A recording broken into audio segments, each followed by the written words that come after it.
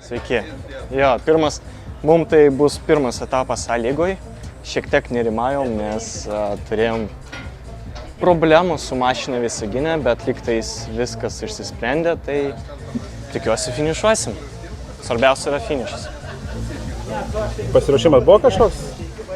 Tai ką, realiai visą žiemą ruošėm mašiną ir mūsų pirmi testai įvyko Visagine, tai kaip ir viskas.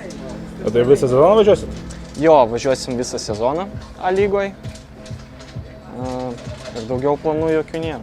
Gal kur nors išbėgsim kokį mini ralį, jeigu pavyks, bet jo, lygtais viskas. Prieš startą jaudinatės dabar? Žiauriai, nes dopai labai techniški, greiti, 12 tai manau išgyvenimui, Power Stages. Pažiūrėsim, kaip bus.